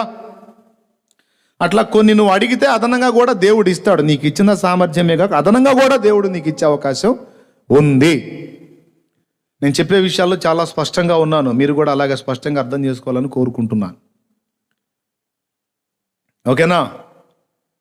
తర్వాత ఇవ్వబడినది ఏందో, ఎందులో సామర్థ్యం ఇచ్చాడో అది గుర్తుపట్టగలిగితే ఇక దానికోసం నువ్వు చేసే త్యాగం, ప్రయాస తప్పక ఫలిస్తుంది. నీకు దేవుడు ఏ సామర్థ్యం ఎందులో ఇవ్వలేదో అందులోగా నువ్వు వెళ్ళి చేయడానికి పూనుకున్నావంటే నీ వల్ల కాదు. నువ్వు ఎంత తిప్పలు పడినా అది నువ్వు సాధించలేవు. కొంతమంది మరి సువార్థికుని పిలుపు వాళ్ళకు ఉందనుకో, వాళ్ళు కాపర్లుగా ఉండాలని ప్రయత్నిస్తారు. ఎంత కష్టపడి సమకూర్చినా అది ఉండేది కాదు, నిలవదు. ఎంతో నిరుత్సాహం, నిరాశ, కృంగుబాటు. నేను చెప్తున్నాను, ఒకవేళ నిన్ను నిజంగా ఆ పనికి పిలిచాడా దేవుడు, ఒకవేళ పిలిస్తే చాలా తక్కువ స్థాయిలో ఒకవేళ ఉన్నా కూడా ఏం చింతపడక్కర్లేదు. నువ్వు ప్రయాసపడితే తప్పకుండా దేవుడు దాన్ని భవిష్యత్తులో ముందుకు తీసుకెళ్తాడు. ఒకవేళ నిన్ను వేరే పనికి దేవుడు పిలిచుంటే నువ్వు ఆ పనికి పూనుకుంటే నువ్వు తల్లకిందులుగా తపస్సు చేసిన ఏదో కొద్దో గొప్ప కృపగల దేవుడు ఏదో కొద్దో గొప్ప వాడుకోవచ్చు కానీ ఆయన ఆశించినటువంటి పని నీ ద్వారా నువ్వు పూనుకొని జరిగించకపోతే మాత్రం ఆయన నిన్ను బట్టి తృప్తి చెందడు. నువ్వు చేసే పనికి పూర్తిగా కోఆపరేట్ చేయలేడు ఆయన. నేను ముక్కుగా చేశాను, నువ్వు కంటిలాగా ఉంటానంటే ఎట్ట కుదురుతుంది? నేను ముక్కుగా చేశాను, కంటిలాగా నువ్వు చూడటానికి ట్రై చేస్తే కాదు. లేదు ప్రభా, అందరూ కన్నులాగానే ఉంటున్నారు, నేను కూడా కన్ను అవుతానంటే కాదు రా బాబు అంటాడు. దేవుడు నిన్ను దేనికి నియమించాడో ఆ విషయంలో స్పష్టత ఉండాలి. ఏ పనిలో సామర్థ్యం కలిగించాడో అందులో స్పష్టత ఉండాలి. విలియం కేరీ వచ్చాడు ఇండియాకి, నాకు దీనిలో సామర్థ్యం ఇచ్చాడు దేవుడు, ఇదంతా కూడా నేను నెరవేరుస్తాను. ఆ పనికి పూనుకున్నాడు. దానికోసం బిడ్డల్ని కోల్పోవడానికి ఇష్టపడ్డాడు, భార్యను కోల్పోవడానికి ఇష్టపడ్డాడు, ఆస్తి తనకున్న సంపద కోల్పోవడానికి ఇష్టపడ్డాడు, స్వజనుల్ని కోల్పోవడానికి ఇష్టపడ్డాడు. చివరికి దేవుడు చిత్తం నెరవేర్చి ప్రాణాలు వదిలాడు ఆ మహానుభావుడు. పౌలు అదేవిధంగా తనకు దర్శనం కలిగి పని చేశాడు. ఆ దర్శనం నెరవేర్చడానికి ఆసక్తి కలిగి త్యాగపూరితంగా కష్టపడ్డాడు. ఇలాగ ఏ భక్తుడైనా చూడు, మోషే విషయం తీసుకోండి మీరు. ఏ పని కొరకు దేవుడు మోషేని ఎన్నుకున్నాడో, పిలిచాడో ఆ పని అక్షరాల నెరవేర్చాడు. తర్వాత అహరోను పని మోషే తీసుకోలా. ప్రభువా మరి యాజకత్వం ఎవరి పని అంటే అది అహరోను పని అన్నాడు. అహరోనుకు ఆ పని అప్పజెప్పేశాడు. ఎవరికి ఏ పని అప్పగింపబడిందో అందులో వారికి సామర్థ్యం ఇవ్వబడిద్ది, అందులో వారు మాత్రమే రాణించగలుగుతారు, ఇంకొకరు రాణించలేరు. కాబట్టి ఆ సామర్థ్యం నీకు దేవుడు అనుగ్రహించి ఉన్నట్లయితే ఇప్పటికే నీకు అది వచ్చి ఉంటుంది, గుర్తు చేసుకో. కొంతమంది ఈ విషయాలే పట్టించుకోవటంలా. అసలు ఇదొకటి ఉంది, నేను దేవుని పని చేయాలి అన్న ఒక లక్ష్యం ఉంది అనే ఆలోచనే పట్టించుకోవటంలా. మారు మనసు పొంది బాప్తిస్మం పొంది పరలోకానికి రెడీ అయితే చాలిక అంటే ప్రతివానికి ఇచ్చుటకు జీతము నా యొద్ద ఉన్నది అన్నాడు. మరి జీతం తీసుకొచ్చేవాడు పని చెప్పడా అనేది నా ప్రశ్న. పని చెప్పనప్పుడు జీతం ఎందుకు? జీతం తెచ్చేవాడు ఏదో పని అప్పచెప్పుంటాడుగా. లేదండి నాకే పని అప్పచెప్పలేదంటే వెర్రి ముఖం వేసుకుని నువ్వు అట్లా చెప్తున్నావు. కానీ అసలు ముందు దేవుని దగ్గర కూర్చొని తెలుసుకోవాలా నువ్వు.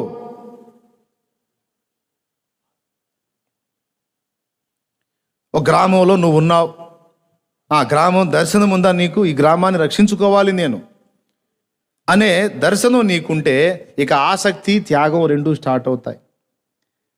ఆ గ్రామస్తుల రక్షణ కోసం నువ్వు రోజు మానక బలిపీఠం మీద నీ కన్నీళ్లు కార్చుతావు. దేవుని బలిపీఠం మీద ప్రతిదినం విజ్ఞాపన ధూపం వేస్తావు. నంబర్ 1. నంబర్ 2, వారికి సువార్త ప్రకటించడానికి ఏ చిన్న అవకాశాన్ని కూడా పోగొట్టుకోకుండా వినియోగించుకుంటావు. 2. నంబర్ 3, దేవుని ప్రేమను వారికి క్రియలలో చూపించి వాళ్ళని ఏ విధము చేతనైనా. నంబర్ 4, నీ సాక్ష్యాన్ని పరిమళింపజేసుకొని సత్సాక్ష్యం కలిగి వారి మధ్య బతుకుతావు. ఒక ప్రాంతాన్ని గురించి నీకు దర్శనం ఇస్తే ఈ ప్రాంత ప్రజలకు నేను రక్షణలోకి నడిపించాలి, ఈ ప్రజల్ని విమోచనలోకి తీసుకొని రావాలి, నాకు ఈ గ్రామం విషయమై లేదా ఈ పట్టణం విషయమై ఈ జిల్లా విషయమై ఈ రాష్ట్రం విషయమై నాకు దర్శనం ఉంది, నాకు భారం ఇచ్చాడు గనుక నేను దానికోసం దాన్ని నెరవేర్చడం కోసం నేను త్యాగం చేయాలి, కష్టపడాలి. దానికి సంబంధించిన విజ్ఞాపనల మూల్యం నేను చెల్లించాలి, ప్రార్థనల మూల్యం. నువ్వు ఇంత ఆశించి ఇంత ప్రార్థన మూల్యం చెల్లిస్తే కాదు తమ్ముడు, నువ్వు ఇంత ఆశించిన దానికి తగ్గట్టు ఇంత ప్రార్థన మూల్యం చెల్లించాలి. మనం చెల్లించిన అమౌంట్ని బట్టి వస్తువు మనకు అనుగ్రహింపబడిద్ది. మనం చెల్లించే ప్రార్థన మూల్యాన్ని బట్టే మనకు ఫలితం ఉంటుంది. ఇక మానవ తెలివితేటలతో మనం ఎన్ని యుక్తులు శక్తులు ప్రదర్శించినా అయ్యేది కాదో. చేయాల్సింది దేవుని పని, చేయాల్సింది దేవుని పని, జరగాల్సింది దేవుని పని. అది మానవ హస్తాలతో జరిగేది కాదు. దేవుని పని దేవుని హస్తంతో జరిగితే మాత్రమే సక్సెస్ అవుతుంది, అది మాత్రమే విజయం సిద్ధింపజేస్తుంది. కాబట్టి నిన్నెందుకు నియమించాడు అంటే ఆయన హస్తము కదిలి అక్కడ కార్యము చేయునట్లు, నువ్వు ఒక పాత్రగా ఉండునట్లు, విజ్ఞాపనకర్తవే విజ్ఞాపన చేయునట్లు, ఆ ప్రజల కొరకు భారముతో కన్నీరు గార్చున్నట్లు నిన్ను దేవుడు ఏర్పరచుకున్నాడు. నీ పని ఏమిటంటే, దేవా నీ మహిమని ఇక్కడ కనపరచు, నీ శక్తిని ఇక్కడ దించు. ఈ ప్రజలు దర్శింపబడాలి ప్రభువా, వాళ్ళు రక్షింపబడాలి ప్రభువా, వాళ్ళ మనోనేత్రాలు వెలిగింపబడాలి ప్రభువా. నేను చెబితే ఎవడు వింటాడు తండ్రి? అందుకే ఇదిగో ప్రార్థించుచున్నాను, నీవు కదిలించు ప్రభువా, నీవు దర్శించు ప్రభువా, నీవు మాట్లాడు ప్రభువా, ఈ ఆత్మలు నశించిపోకూడదు నాయన, కార్యము చెయ్యి అని నీ మొర్ర నీ విజ్ఞాపన రోజు వారి కొరకు దేవుని సన్నిధికి వెళుతుంది. నీకు దర్శనం ఉంటే నీ హృదయంలో భారం పెడతాడు దేవుడు. ఆ భారం నిన్ను కుదురుగా ఉండనీయదు.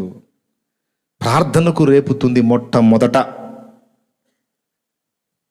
దేనికి రేపుతుంది? ప్రార్థనకు రేపుతుంది. రెండవది ప్రకటనకు రేపుతుంది. సువార్త ప్రకటించడానికి రేపుతుంది. ఏ అవకాశం కూడా పోనీయో ముందు వినియోగించి ముందు ప్రకటించడం మొదలు పెడతావు. అది కూడా శక్తిహీనమైన ప్రకటన కాదు, ప్రార్థన చేత తడిసిన ప్రకటన, ప్రార్థన విజ్ఞాపనల చేత శక్తివంతము చేయబడిన ప్రకటన, సువార్త ప్రకటన. పసలేని ప్రకటన కాదు. పసలేని ప్రకటన అంటే ఏంటో తెలుసా? జ్ఞానం, తర్కం, సబ్జెక్ట్ అన్ని తలకాయలో పెట్టుకొని ప్రార్థన ద్వారా ప్రభువు మీద ఆధారపడకుండా మానవ జ్ఞానంతో, శాస్త్రీయ విజ్ఞానంతో మాట్లాడటం, అది పసలేని ప్రసంగం. ఎంత అద్భుతంగా అనిపించినప్పటికీ అది ప్రార్థన కన్నీళ్ల చేత శక్తివంతం చేయబడనప్పుడు అది ఎంత అద్భుతమైన ప్రసంగమైనా సరే నిష్ప్రయోజనం. కన్నీళ్లలో పుట్టాలి. ప్రార్థన విజ్ఞాపనలో శక్తి ఉత్పత్తి అవుతుంది. ఆ శక్తిని పొందుకొని వెళ్ళి నువ్వు సామాన్యమైన మాటలు మాట్లాడిన శక్తివంతమై అనేకులు పశ్చాత్తాపడి మారు మనసు పొంది రక్షణ పొందుతారు. అందుకే ప్రార్థనతో శక్తివంతం చేయబడని ప్రసంగం ఏదైనా అది ఎంత అద్భుతమైన ప్రసంగమైనా పసలేని ప్రసంగమే. వినేదానికి బాగుండొచ్చుగాక, కానీ ఎవరి హృదయాల్లో కదలిక రాదు. హృదయాలను కదిలించాలంటే దేవుని శక్తి పనిచేయాలి. దేవుని శక్తి పనిచేయాలంటే మోకాళ్ళు వేయటం తప్ప వేరే దిక్కు లేదు. నేను చెప్తున్నా కదా, కొంతమందిని పట్టుకొచ్చి కూర్చోబెట్టి 3 గంటలు నా లాజిక్ అంతా చెప్పేవాడిని. మొత్తం విని పోతా ఏమోలే ఎప్పటి నుంచో అందులో ఉన్నాక అందులోనే కంటిన్యూ అవుదాం అనుకుంటున్నాను అని వెళ్ళిపోయిన వాళ్ళు ఉన్నారు.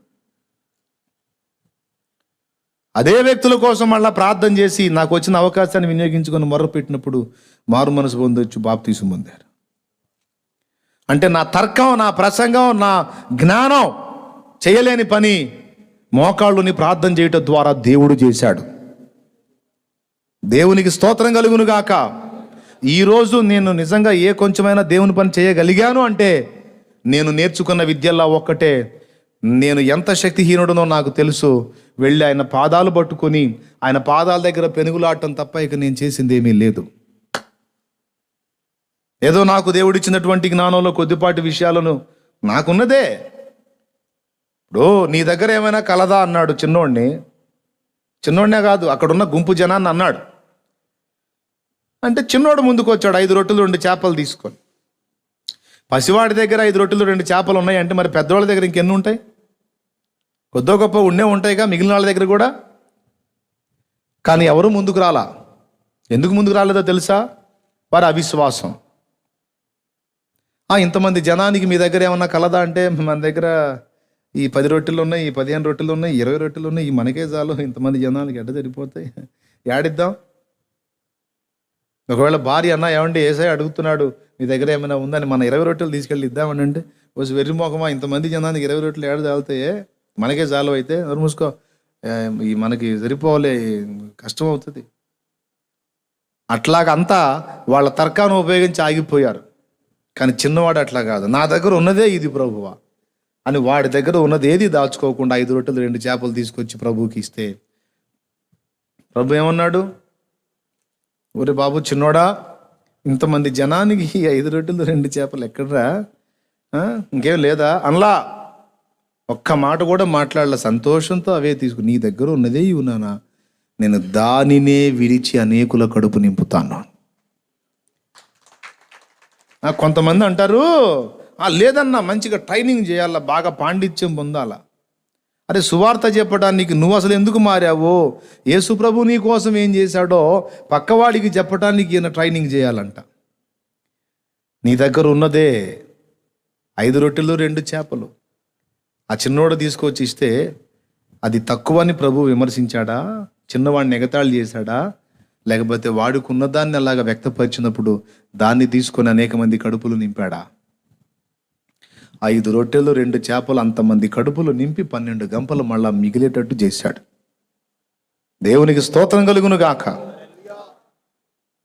12 గంపలు ఎవరి అండి? అసలు మూలం ఎవరిది? అంతే. కాబట్టి అబ్బో నాకు అంత ప్రసంగాలు రాదు, నేను అంత పండితుడిని కాదు, నాకు అంత జ్ఞానం లేదు, ఎందుకు అట్లాంటి మాటలు? ప్రభు ఆత్మీయ ఆకలి కొన్న ఒక వ్యక్తిని నీ ముందుకు రప్పించి నిన్ను అడుగుతున్నాడు, నీ యొద్ద ఏమైనా కలదా అని. ప్రభువా అంత సరుకు నా దగ్గర లేదు, ఏదో నా కొద్ది గొప్ప తెలుసు, అందుకే నేను చెప్పను అంటే నువ్వు తమ యొద్ద రొట్టెలు కలిగుండి కూడా ఇవ్వని అవిశ్వాసులతో సమానం. మళ్ళా 3 రోజుల ప్రసంగాలు విన్నారు, మొత్తం వాళ్ళు కూడా కూటానికి వచ్చిన వాళ్ళే మళ్ళా దేవుని బిడ్డల్లాగా. కానీ ఆ 3 రోజులు ప్రసంగం విన్నా కూడా విశ్వాసం మాత్రం ఆ బుడ్డోళ్ళలో చిన్నోళ్ళలోనే పనిచేసింది. దేవునికి స్తోత్రం కలుగును గాక. హల్లెలూయా. ప్రియమైన దేవుని బిడ్డలారా, నా దగ్గర ఉన్నదేదో నేను దేవుని ముందు పెట్టాను. మొట్టమొదట ఆయన పాదాలు పట్టాను, ఆయన పాదాల దగ్గర పెనుగులాడుకున్నాను. ఈరోజు కూడా నా గోల అదే. ఈరోజు నేను పండితుడిని, నేను పెద్ద విద్యావేత్తని, జ్ఞానవంతుడని, నా జ్ఞాన సముపార్జన అంతా మీ ముందు చెప్పడానికి రాలా. దేవుని పాదాలు పట్టుకొని పెనుగులాడి దేవుడు నా నోట పెట్టిన మాటలు తీసుకొని మీ మధ్యలోకి వచ్చాను. దేవునికి స్తోత్రం కలుగును గాక. హల్లెలూయా. మిమ్మల్ని కూడా ఇదే కోరుతా ఉన్నాడు పరిశుద్ధాత్మ దేవుడు. ఒక గ్రామం మీద నీకు భారం, ఒక పట్టణం మీద, లేకపోతే ఒక ప్రాంతం మీద, అసలు ఏ విషయంలో నీకు భారం ఇచ్చాడు? నీ దర్శనం ఏంటి? నీ ఆసక్తి దేని కొరకు? నీ త్యాగం ఎంత? రేపు దేన్ని బట్టి జీతం ఇవ్వాలి నీకు? దేన్ని బట్టి బహుమానం ఇవ్వాలి? దేన్ని బట్టి ప్రశంసించాలి? దేన్ని బట్టి కిరీటం ఇవ్వాలి? దేన్ని బట్టి సింహాసనం ఎక్కించాలి? ఏమిటి నువ్వు చేసింది? ఆ సమయం రానే వస్తుంది, దగ్గరకు వచ్చింది. రారాజు రాబోతున్న సమయం దగ్గరకు వచ్చింది. ఇంకెంతకాలం బాధ్యత లేకుండా, దర్శనం లేకుండా, గురి లేకుండా, ఆసక్తి లేకుండా, త్యాగం లేకుండా విలువ లేని బతుకుతావు? సమాజంలో బాగా విలువ కలిగి సంపాదిస్తున్నట్టు మంచి వస్త్రాలు కట్టి మంచిగా కారు hinguల్లో తిరుగుతున్నావేమో. ఇదంతా తుచ్చమైంది ఇక్కడుండే 4 రోజులు. రేపు నిత్యత్వం అంతా కూడా ప్లాట్ఫారం బతకాల్సి వచ్చింది. అది గుర్తుపెట్టుకోండి, దయచేసి అందరూ గుర్తుపెట్టుకోండి. నువ్వు క్రైస్తవుడివి, మంచి చదువుకున్నవాడివి, మంచి జ్ఞానవంతుడివి, ఏం చేస్తున్నావు నువ్వు దేవుని కొరకు? నీ దర్శనం ఏంటి? అసలు దర్శనం ఉందా నీకు? ఒక గురి ఉందా? ఒక లక్ష్యం ఉందా? ఒక భారం ఏదన్నా ఉందా నీకు? ఇలాగా విలియం కేరీ లాగా, పౌల్ లాగా చెప్పాలనుకుంటే బోల్డ్ మందిని. నాకు కూడా ఒక దర్శనం ఉంది, నాకు ఒక విజన్ ఉంది, నాకు ఒక భారం ఉంది. అన్యజనులకు సత్యం బోధించాలి, అన్యజనుల్ని రక్షణలోకి నడిపించాలి, వాళ్ళకి అపోస్తలులకు ఒక్కసారి అప్పగింపబడిన బోధంతా వంటబట్టించాలి, వాళ్ళని ఆత్మీయంగా పెంపొందించి ఆత్మీయ నాయకులుగా తీర్చిదిద్ది వాళ్ళని అనేక ప్రాంతాలకు మిషనరీలుగా పంపించాలి. అనేక ప్రాంతాల్లో, మారుమూల గ్రామంలో సైతము సత్యబోధ ఉండాలి, మాదిరికరమైన జీవితం, ప్రార్థనాపరుడైన యథార్థవంతుడైన భక్తిపరుడు కూడా వెళ్ళాలి. ఇది నా భారం, నా దర్శనం, నా లక్ష్యం.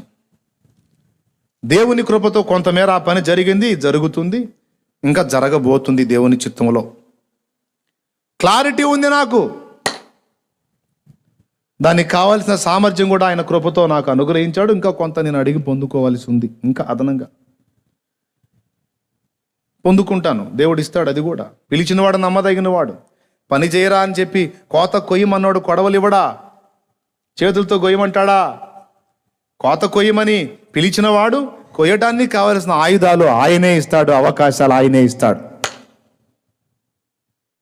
ఎంతమందికి ఇది స్పష్టంగా ఉందో నాకైతే తెలియదు, కానీ ఈ విషయాన్ని మాత్రం మీరు ఖచ్చితంగా సీరియస్గా తీసుకొని అవసరమైతే అంశాన్ని మళ్ళీ వినండి, తప్పేం లేదు.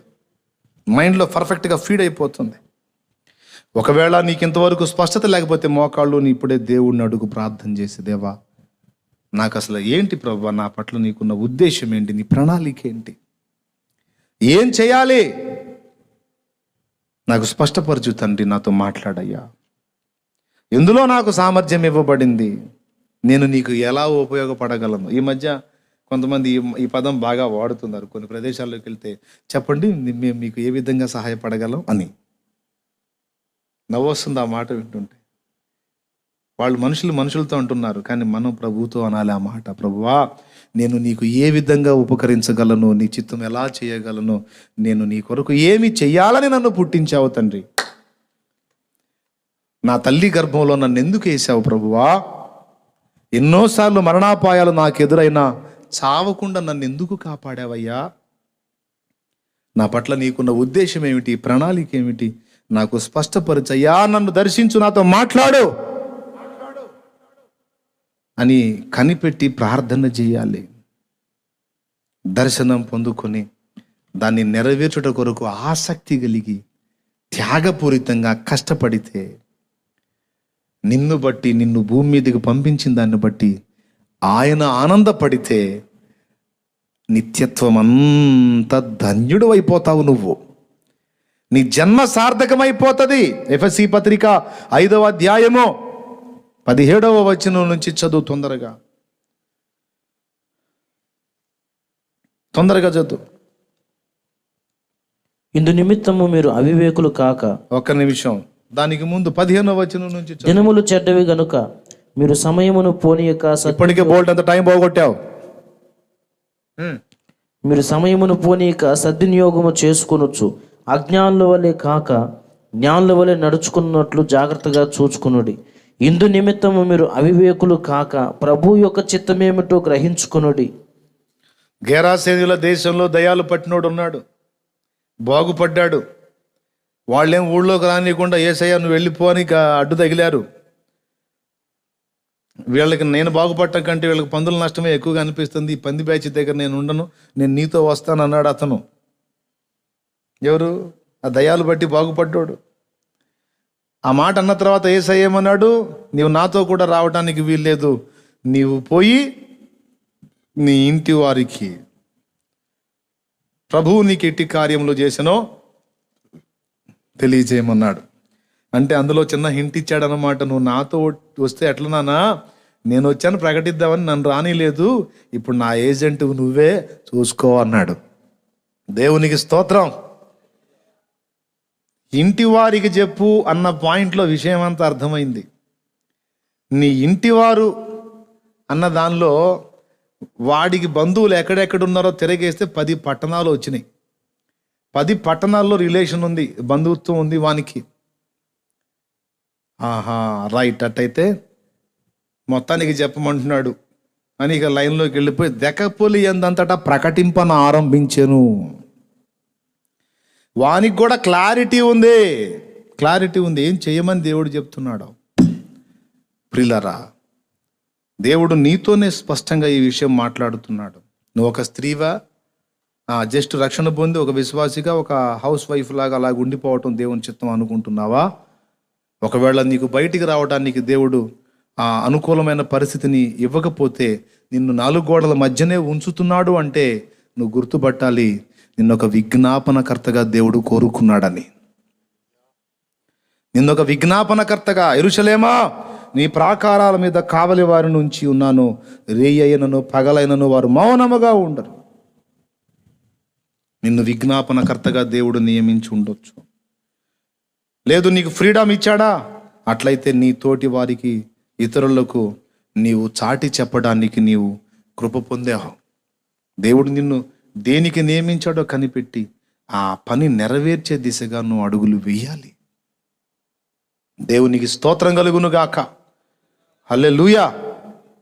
నా ప్రియమైన దేవుని బిడ్డలారా, ఈరోజు పురుషుడు స్త్రీ చిన్న పెద్ద వ్యత్యాసం లేకుండా అంతటా అందరూ కూడా తమ పిలుపును గుర్తుపట్టి, తమ దర్శనం ఎరిగి, ఆసక్తి కలిగి, త్యాగపూరితంగా కష్టపడితేనే.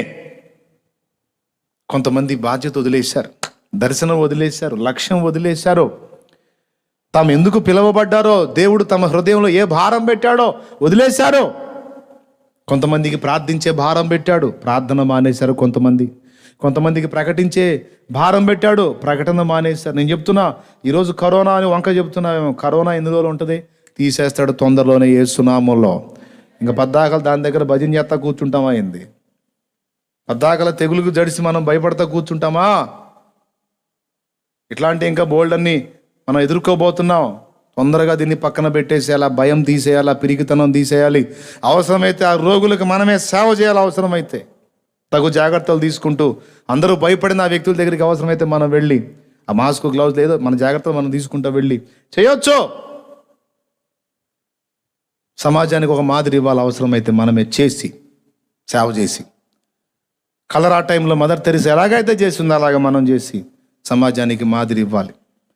దేవుని బిడ్డలమైన మనం, వాగ్దానం పొందిన మనం, వాగ్దాన పుత్రులమైన మనం, విశ్వాసులమైన మనం, మనమే దానికి దడుచుకుంటే, మనమే దానికి బెంబేలు ఎత్తిపోయి గందరగోళం అయిపోతే ఇంకా విలువేముందండి మనం దేవుని పిల్లలమని? నువ్వు దేవుని బిడ్డవని కరోనాకు తెలియదని ఎవడన్నా చతురోక్తి వేయవచ్చు. నాకు కరోనాకు తెలుసు బాబు, తెలుసు. ఎవడో దేవుని బిడ్డో ఎవడెవడో మొత్తం తెలుసు. కరోనాకు తెలుసు.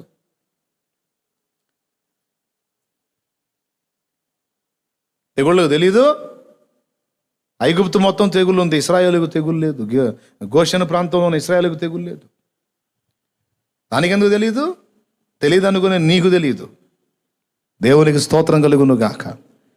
ఒకవేళ అందరితో పాటు దేవుని పిల్లలకు కూడా వచ్చింది, అది ఏమీ చేయలేదు. ఎందుకంటే వారి విశ్వాసమును బట్టి శక్తి పొందుతారు.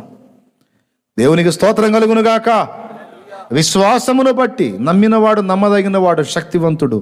ఆయన అనుమతి లేకుండా నా వెంట్రుకలో, తల వెంట్రుకలలో ఒక వెంట్రుక కూడా నేల రాలి పడినప్పుడు ఇది నన్నేం చేసిద్ది?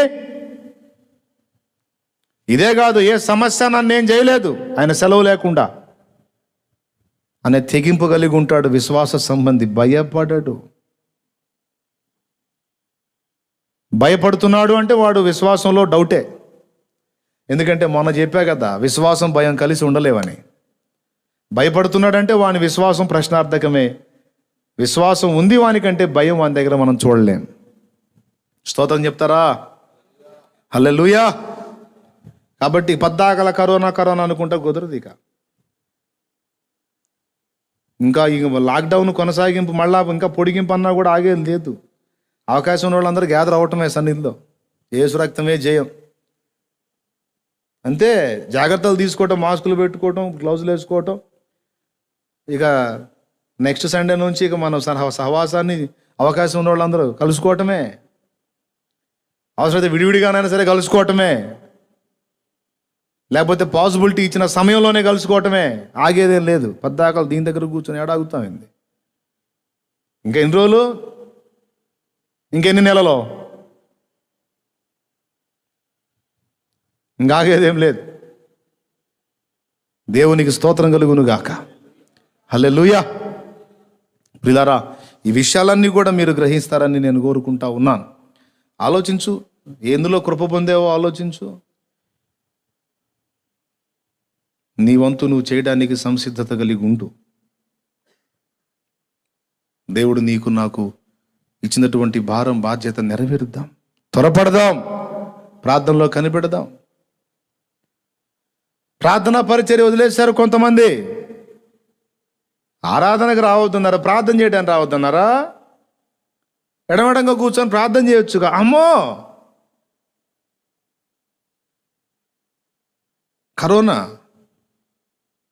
కరోనా గిరోనా అంత భయం అయితే మాస్క్ పెట్టుకుంటా, పొరలు గ్లౌజులు వేసుకుంటా, శానిటైజర్ బాటిల్ తెచ్చుకుంటా. విజ్ఞాపన మానకూడదు. బలిపీఠం మీద అగ్ని ఆరకూడదు. నీవు ఆ పనికి పిలువబడ్డావు, కానీ ఈ వంకతో ఇప్పుడు ఆ భారం వదిలేశావు. నీవు అవిధేయత చూపావు దర్శనానికి. అంతకుముందు సంఘంగా గుంపు కూర్చి 10 మందిని కూర్చోబెట్టి మాట్లాడేదాన్ని. అవసరమైతే ఫ్యామిలీలు దర్శించు, ఒక కుటుంబాన్ని దర్శించు. నీకు ఇచ్చిన అవకాశంలో నువ్వు ప్రకటించే పనికి నియమించబడితే ఎందుకు మూలలో కూర్చోవాలి?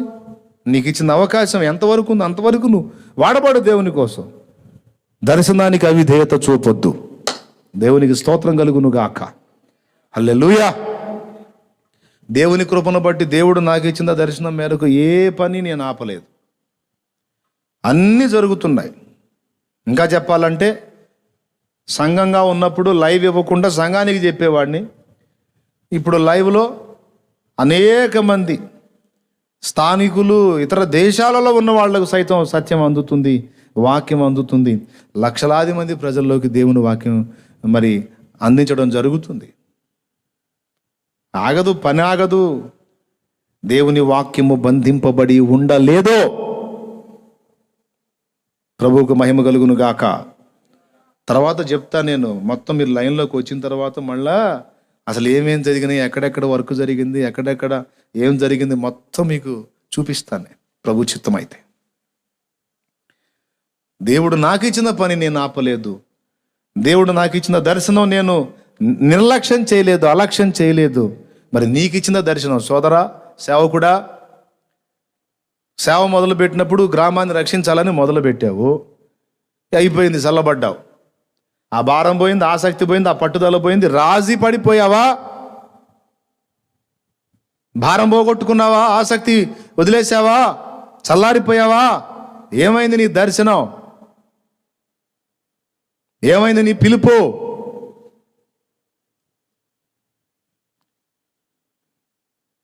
ఆలోచించు దైవజనుడా, పరిచారకుడా, విశ్వాసే, ఆలోచించు. కాబట్టి దర్శనము కలిగి మనం జీవిద్దాం, దేవుని దగ్గర దర్శనం పొందుకుందాం, దాన్ని నెరవేర్చే దిశగా ఆసక్తి కలిగి త్యాగపూరితంగా కష్టపడదాం. దేవుని చేత బహళా నమ్మకమైన దాసుడా, దాసురాలు అనిపించుకుందాం. రండి, మోకాళ్ళుని ప్రార్థన చేద్దాం. హల్లెలూయా, హల్లెలూయా. అందరం కూడా ప్రార్థనలో ఉందాం. రండి, మోకాళ్ళు వేయండి. ఈ తెగులు కోసం కూడా ఒకేసారి ప్రార్థన చేసేద్దాం. రండి, అందరూ కూడా ప్రార్థనలో నాతో ఏకీభవించండి. హల్లెలూయా, హల్లెలూయా, హల్లెలూయా, హల్లెలూయా. అందరూ కూడా లైవ్లో ఉన్న వాళ్ళందరూ మోకాళ్ళు వేయండి. తండ్రి నీకు స్తోత్రం, స్తోత్రం, స్తోత్రం, స్తోత్రం. అందరూ కూడా స్తుతించుదాం. హల్లెలూయా, హల్లెలూయా, హల్లెలూయా, హల్లెలూయా, హల్లెలూయా. పరిశుద్ధుడా నీకు స్తోత్రమయ్యా, స్తోత్రమయ్యా. నీకు వందనాలు, వందనాలు, వందనాలు, వందనాలు. అందరం కూడా భారముతో ప్రార్థన చేద్దాం. స్తోత్రం. భూమి మీద ఇద్దరు ముగ్గురు ఏకీభవించి ప్రార్థన చేస్తే నేను దాన్ని నిశ్చయంగా వింటానని జవాబిస్తానని యేసయ్య మాట్లాడాడు. ఈరోజు మనమందరం ఏకీభవించి అడుగుదాం. దేవా, నా కర్తవ్యం గుర్తుపట్టలేదు ప్రభువా, ఎందుకొరకు నన్ను ఏర్పరచుకున్నావో, ఏ పని కొరకు నన్ను పిలిచావో నేను దాన్ని నిర్లక్ష్యం చేశానయ్యా. సిగ్గుపడుతున్నా ప్రభువా, నీవు నాతోనే మాట్లాడుతున్నావు. నా గురిని విడిచిపెట్టి నేను తిరుగుతున్నాను ప్రభువా, నన్ను క్షమించు అంటూ ప్రార్థన చేయండి. కొంతమంది దేవుడిచ్చిన పనిని వదిలేసి లోకాశల వైపు తిరిగారు, తుచ్చమైన అభిలాషల వైపు తిరిగారు. ఏది చేద్దామని దేవుని చేత పట్టబడ్డారో, పిలువబడ్డారో, చివరికి దేవుణ్ణి మోసగించి వదిలేసి తుచ్చమైన అభిలాషలు, శరీర వ్యామోహాలు, లోకాశలు తీర్చుకోవడానికి లోకం వైపు తిరిగారు కొంతమంది. కన్నీరు విడవండి, ప్రార్థన చేయండి. ఇప్పుడైనా మారు మనసు పొందండి. ఏ పని నీకు అప్పగించాడో, ఏ పని కొరకు నిన్ను పిలిచాడో, కనీసం ఇప్పుడైనా మారు మనసు పొంది ఆ పని నెరవేర్చడానికి ఇదిగో సిద్ధపడు. ఇదే సమయం. దేవుడు నిన్ను దర్శించి నీతో మాట్లాడుతున్న సమయం. మోకాళ్ళును ప్రభువా, ప్రభువా నన్ను క్షమించు నాయన. ఈరోజు ప్రార్థన చేద్దాం. ఇదిగో దేవా నా జీవితం, ఆ పాదమస్తకం నీకు అంకితం అంటూ. పర్లేదు నాయన, భయపడవా. ఇదిగో దేవా నా జీవితం, ఆపాదమస్తకం నీకంకితం. ఆ ఆ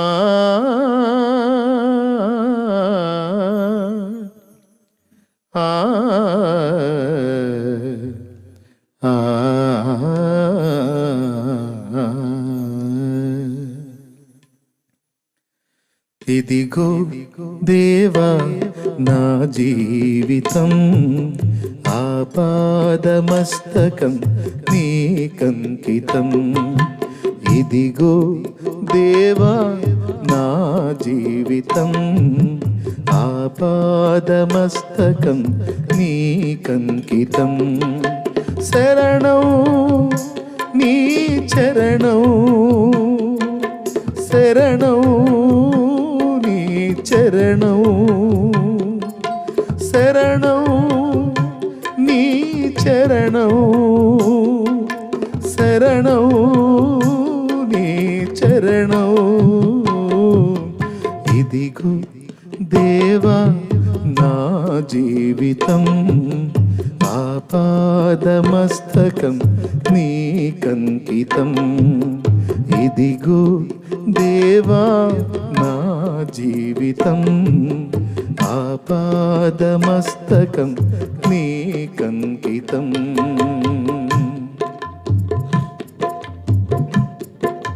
ప్రార్థన చేయి, ప్రార్థన చేయి. దేవా నీకు స్తోత్రమయ్యా. పలుమార్లు వై తొలగినాను పరలోక దర్శనము నుండి, విలువైన నీ దివ్య పిలుపుకు తగినట్లు జీవించనైతిని. పలుమార్లు వై తొలగినాను పరలోక దర్శనము నుండి, విలువైనని దివ్య పిలుపుకు తగినట్లు జీవించనైతిని. అయినా నీ ప్రేమతో నన్ను దరి చేర్చినావు. అందుకే గైకొనుమో దేవా ఈనా శేష జీవితం. అయినా నీ ప్రేమతో నన్ను దరి చేర్చినావు. అందుకే గైకొనుమో దేవా ఈనా శేష జీవితం. ఇదిగో దేవా నా జీవితం ఆపాదమస్తకం నీకంకితం. ఇదిగో దేవా నా జీవితం ఆపాదమస్తకం నీకంకితం. ప్రార్థన చేసుకుందాం, ప్రార్థన చేసుకుందాం. మన మధ్యలో తమ్ముడు విజయ్ ప్రార్థన చేస్తాడు. భారంగా ప్రార్థన చేద్దాం.